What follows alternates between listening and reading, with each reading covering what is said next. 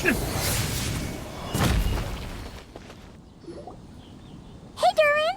Any more clues for us? We're all set for the next chapter. Yeah, I was just about to come find you. Let's see what it says. Now sprout to life the story's seeds, stirred by wind-borne melodies. Then on that breeze the music leaves, fading into distant memories. Seek the place where wind and tale entwine, and once there, make 3 riddles into verse, and 3 melodies into song. For in poetry and song will this story start to blossom. Come on! Another riddle? All that talk about wind and melodies? What do you think the answer could be? Oh! Care to elaborate? Wind? Music? Poetry? Tone-deaf bards gotta know the answer. You mean Lord Barbados? Albedo introduced us when I first arrived in Mondstadt. I mean, someone like me was bound to catch his eye sooner or later. It's better that it's out in the open anyway. Now, how should we track him down?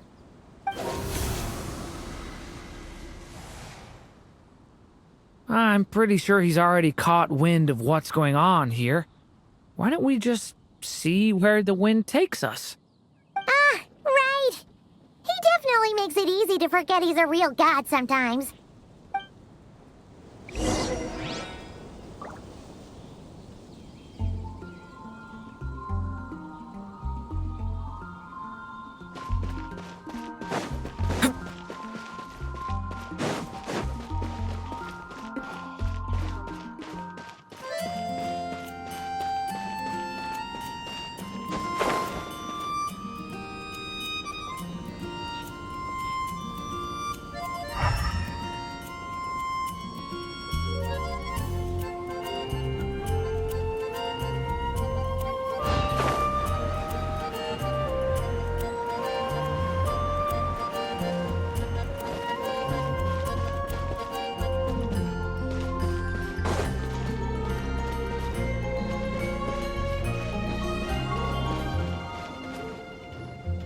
Traveler, Paimon! What a sight for sore eyes! And the little dragon from the fairy tale world. I heard your voices calling out to me on the wind. Something about needing help with a riddle? Sorry to disturb you, Lord Barbados. Disturb me? Not at all! To tell you the truth, I'm just as curious about this riddle as you are. Let me take a look.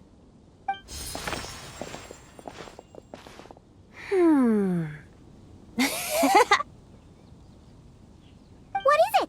Did you figure out the answer? 3 riddles and 3 melodies. That sure takes me back. The answer you seek lies hidden in memory. Looks like running to Tone-Deaf Bard was the right call after all. Long ago, those mages came to Mondstadt, seeking to test their strength against mine. But I replied, let us make music, not war, and resolve our conflicts through song. So I strummed my lyre and sang them this verse. O wind, welcome now, my guests. Pass through verdant leaves unseen, where shape your formless self may take, and offer up a graceful scene, a fleeting gift for welcome's sake. Leap at the edge of a sea of clouds, where land meets sky and sky meets ground. There frighten off the noisy crowds and bring my guests a calm profound. Fly beneath the stars up high, where mortal noise is swept aside, that my dear guests with starry eyes may share the dreams they hold inside. Now go to where I vowed to keep a quiet spot for them to sleep. No clash, no contest bars the way, just tea and mirth to fill the day. There you have it, the 3 melodies. As for the answers to those 3 riddles, I trust you can guess them by now. The woods, the edge of a cliff, and the sky? Correct! Funnily enough, your mother was also the first to solve it, all that time ago. There must be some kind of special rapport between those who write stories and those who sing them. The woods, a cliff, and the sky. Oh! So that's where it is! I suppose the spot that answer points to is where you're headed next. You should know, after solving my riddle, the mages even accepted my proposal and made that location their official meeting spot. And going by what your book is suggesting, once you found it, you might want to try playing the melody I just shared with you. Guess you can be pretty reliable when it counts, huh, great animal Archon? Thanks for the help, Lord Barbados. Still got questions for me, huh? Yeah, you must have read countless tales in your time, being a wandering bard and all. In your experience, why might an author consider a story unfinished? Unfinished? Well, I guess if there's something left to accomplish in the story, or, if the last line goes, "To be continued." Huh? Wow, your helpfulness lasted for like 1 second. In all seriousness, I would think the answer to that question lies in your mother's story itself. It's not my place to pry any further. All right then, we should get going.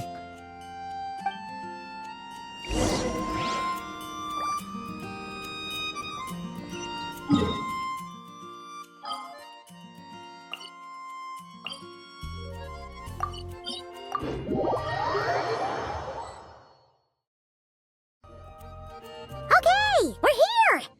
Now, we just need to play the 3 melodies, and we should be able to gather the memories for the next chapter, right? A musical performance? Huh. Out of all the things Miss Lisa has taught me, that's the one I'm worst at.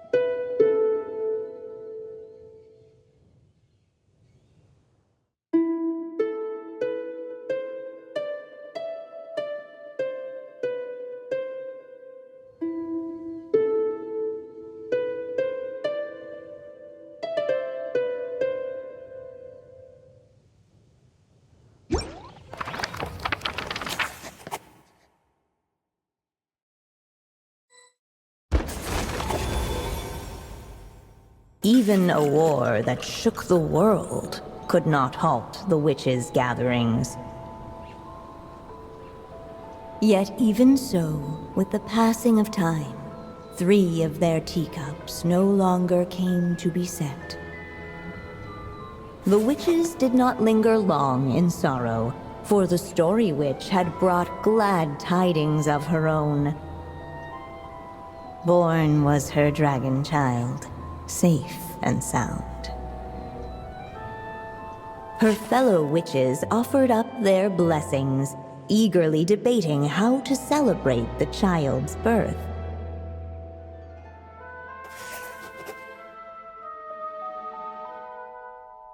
In the end, they settled on the most vibrant balloons they could find. After all, what could be more joyous than the arrival of new life? And so, the witches' gathering turned into a birthday celebration.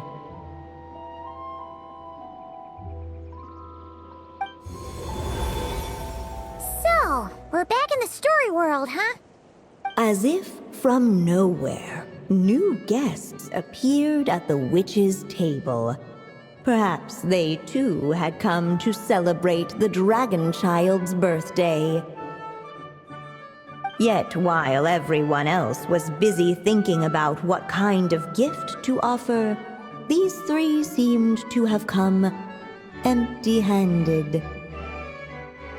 Hardly the recipe for a warm welcome to a birthday party, now is it? A gift?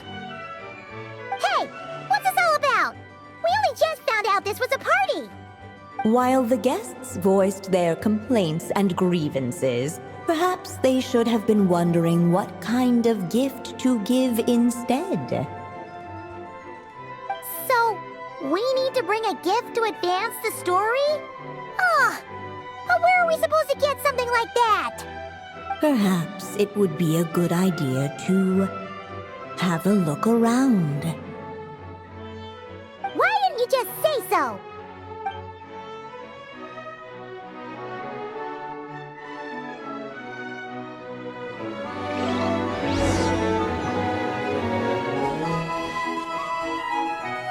Hey, could we use these as gifts, maybe? At last, the guests found something to give the dragon child. Guess that's a yes then. Which one should we go for? Still, the guests wondered what kind of gift might the little dragon really want. Should they put a warrior's sword in his hand and send him out on an unstoppable quest to save the world? Or perhaps a wandering hero's slingshot and the promise of a life of endless, uncharted adventure. Or maybe even a scholar's tome and the chance to take on all the world's unsolved mysteries. Okay. Wow. That's a lot of pressure all of a sudden. Oh yeah! Technically, we're actually picking a gift for you. So, which one would you prefer? You want me to choose? Wow, this feels kinda special. How come? For as long as I can remember, I've spent most of my time living in the stories my mother created. I always thought my mother had everything written out for me already, just like the toy figures in Constellation Metropole. What I wanted to do with my own future. That's something I've never really thought about. What did I want back then? This is the first time I've ever asked myself that question. Sounds like this is the perfect opportunity to answer it then. It's been a while since you left Simulanka, and after everything that's happened, it might be about time to start thinking about your future. Then let me give it some thought.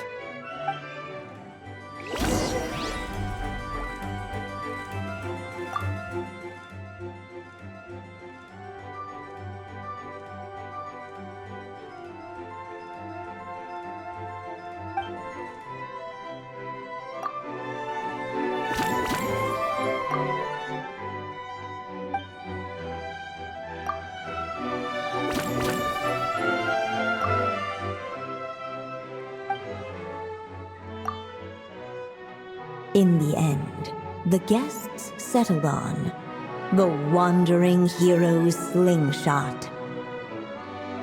A wandering hero. So, you're an explorer, just like us. I guess you inspired me. During our journey from Mondstadt to Nodcry, we passed through many places and encountered all sorts of different people. But despite the immense distances between them, there was always one topic that kept cropping up. Your accomplishments. Well, we are world-renowned adventurers, after all. Come to think of it, isn't a wandering hero basically the same thing as an adventurer? I've always thought of adventurers as people who chase after stories, and in doing so, they also leave behind many of their own. I'd like to become someone like that, too.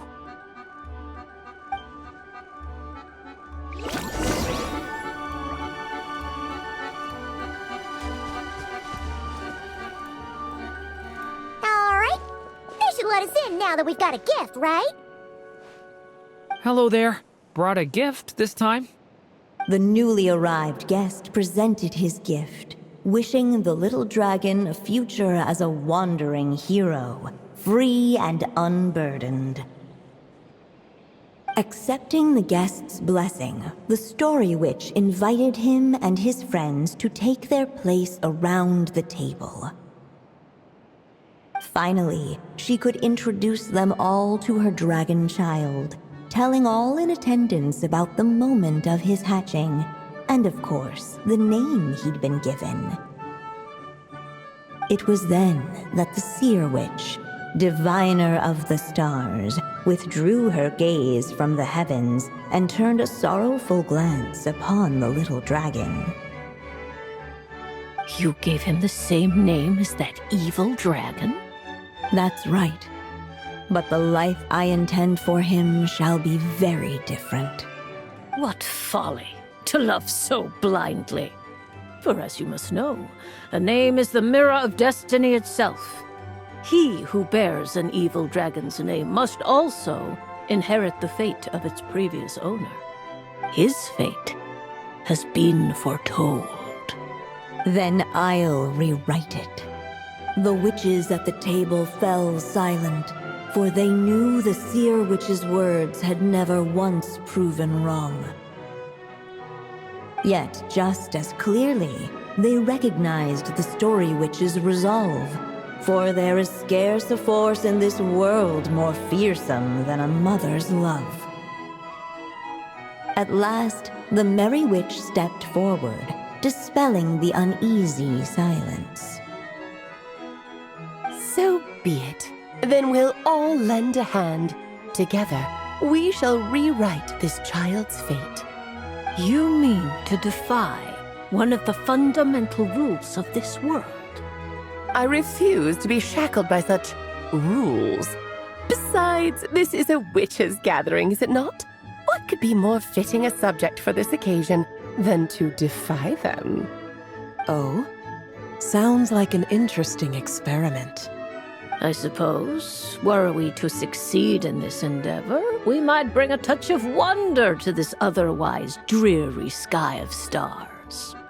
The Merry Witch finally talked them all round, just like she had done many times before. Warm and strong as the sun she was, so much so, in fact, that those who her light shined down upon had no choice but to bask in it. And so the witches readied their gifts, 3 marvels of the cosmos. For this child, I shall decipher the ravings of the heavens and lay bare before him the trickery of fate. For this child, I shall leave a formula powerful enough to unravel the very origins of this world, that he may seek another solution for the conundrum of his life. For this child, I shall call upon wondrous magic to make possible his impossible wish. All the Story Witch had was the pen in her hand, yet with the love that flowed from it, she resolved to bring forth a marvel of her own. For this child, I shall leave behind the last story I will ever write, and with it, a path to an ending yet untold. With the witch's blessings given and received, the little dragon's fate at last began to turn. In the midst of the dragon child's birthday celebration, the Seer Witch proclaimed her prophecy. The child had been given the evil dragon's name, and with it, the burden of its fate. But hearing this, the Story Witch vowed to rewrite it all, for such was her love and resolve. And so the other witches offered their gifts in turn, marvels as rare as any in the cosmos. Together, they sought to test one of the fundamental laws of this world, in part to support a mother's love, and in part to sate their own curiosity. Oh, and I almost forgot. Our new guests came bearing blessings of their own. Who knows? Perhaps this extra spark of life might be all the little dragon needs to change his fate.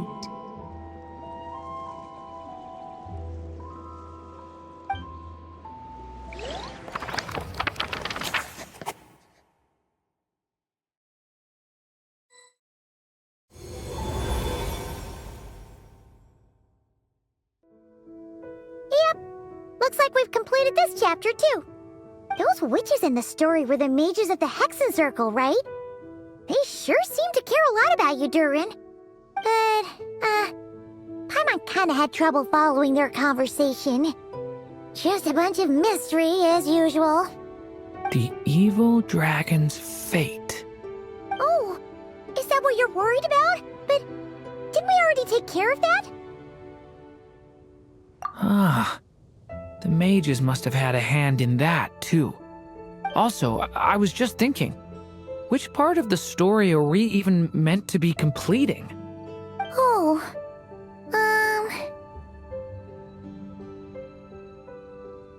it feels less like we're filling in the gaps and more like we're adding something new altogether.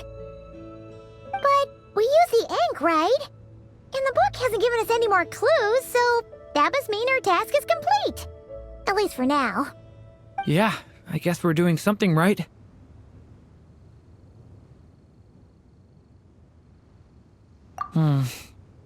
Maybe I'm overthinking things.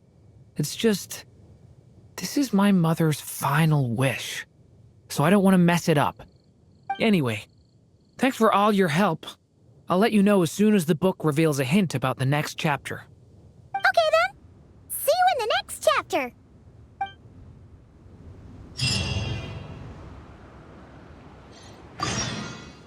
I think I'm gonna stick around, take my time reading through this book. If you feel like jumping back into the story, just come find me.